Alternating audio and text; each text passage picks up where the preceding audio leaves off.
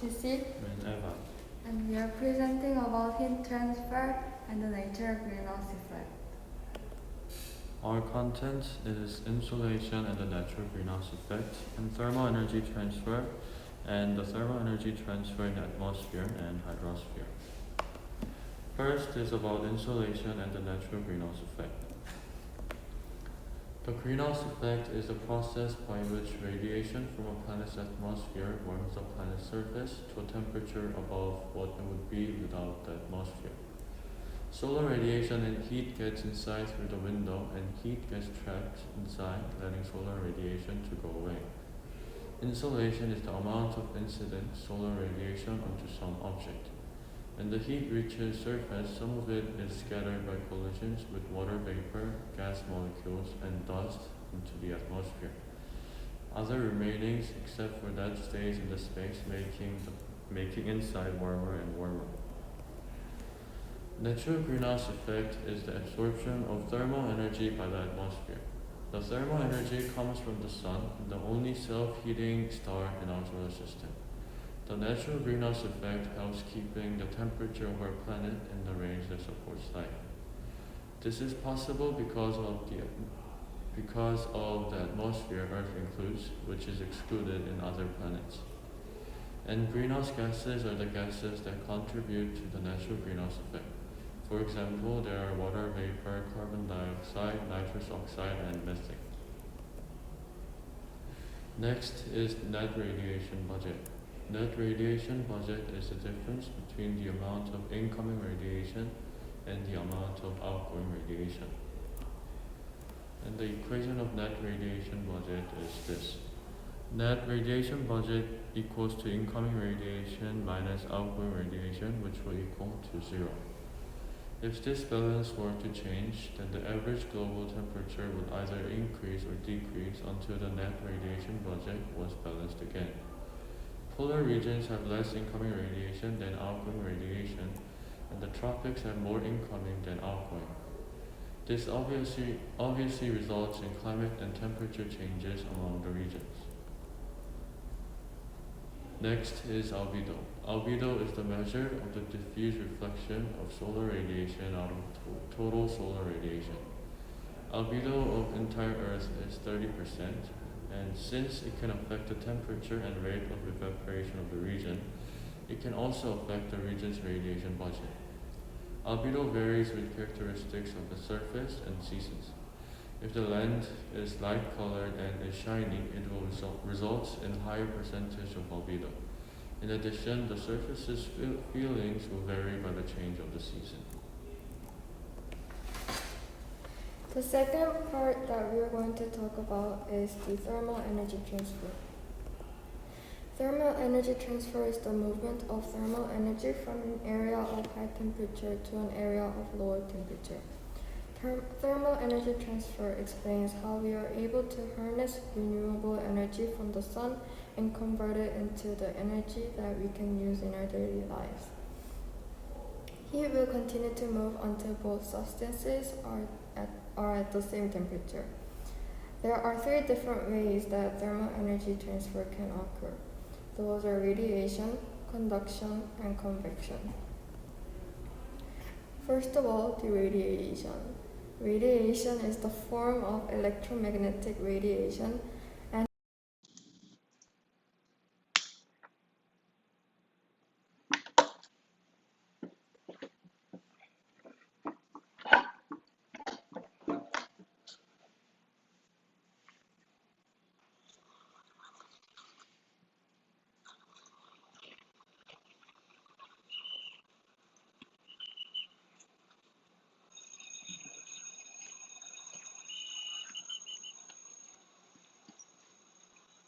여기서 왜 들리고 있지? 아, 연결 너무 안 되네. 괜찮았어. 네. 끊겨, 얘가 왜 끊기냐.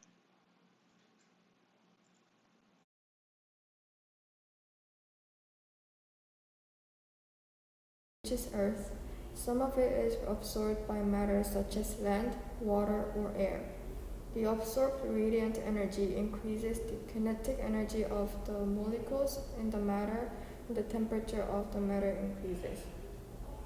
The warmed matter then transfers some of its thermal energy to the substances at lower temperatures or re-emits it as infrared radiation.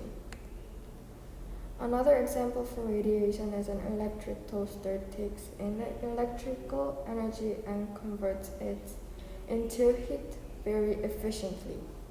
It consists of rows of thin wires that are spaced widely enough apart to toast the whole bread surface. When electricity flows through the wire, energy is transferred from one end to another. This energy is carried by electrons. Throughout the process, electrons collide with one another and with the atoms in the metal wire, giving off heat. The greater the electric current and the thinner the wire, the more collision happens and the more heat is produced. Next is the conduction. Conduction is the transfer of thermal energy through direct contact between the particles of a substance without moving the particles to a new location. Conduction usually takes place in solids through molecular collisions without actual flow of matter. It is due to the temperature difference. Heat flows from high temperature region to low temperature region. During conduction, particles with more kinetic energy transfer some of their energy to the neighboring particles with lower kinetic energy. This increases the kinetic energy of the neighboring particles, which may in turn transfer energy to the other neighboring particles, increasing their kinetic energy. One example from the conduction is the barbecue radiating energy to the solid metal pan. The particles of metal closest to the burner absorb some of this radiated energy and increase in kinetic energy.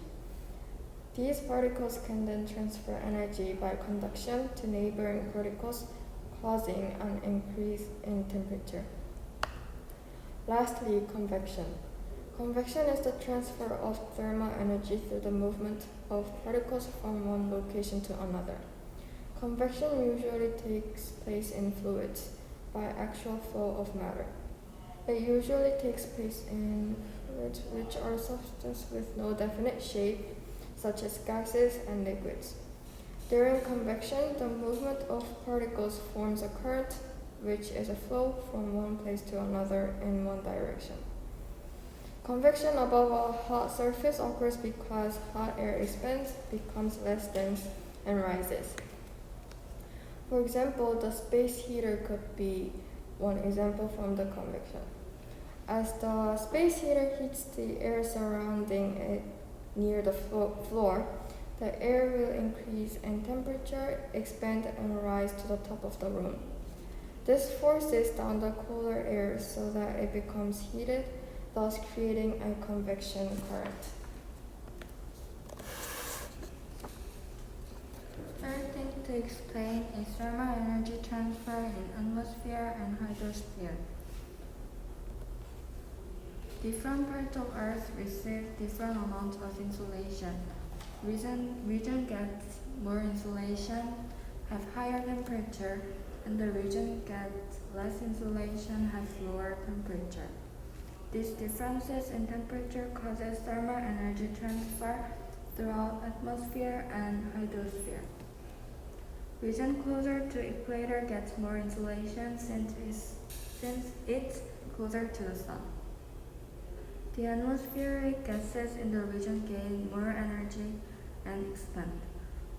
And because of the higher temperature, the air becomes less dense and rises. On the other hand, the region closer to poles gets less insulation, has lower temperature, which makes its atmospheric gases lose energy and contract, and its air to become dense and fall. Atmospheric pressure is pressure exerted by mass of the air above the Earth's surface. The change in atmospheric pressure is occurred due to the rising and sinking of air masses, which is conducted by convection. Since warmer air is less dense than colder air, warmer regions exert less pressure than colder regions. The warmer air is less dense than the colder air, which means it has more room. This makes the air to move from areas of higher pressure with colder, denser air to areas of low pressure with warmer, less dense air. This movement of air is called the wind.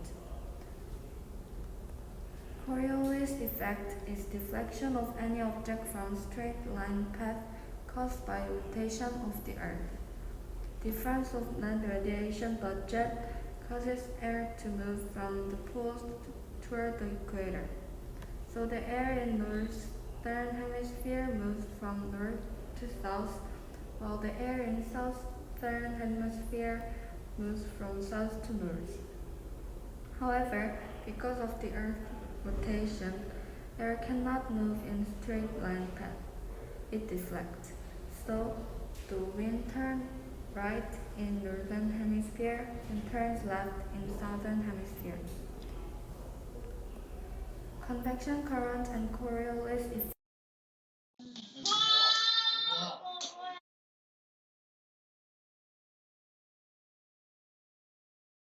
Transfer thermal energy from areas of net radiation budget surplus to areas of net radiation budget deficit.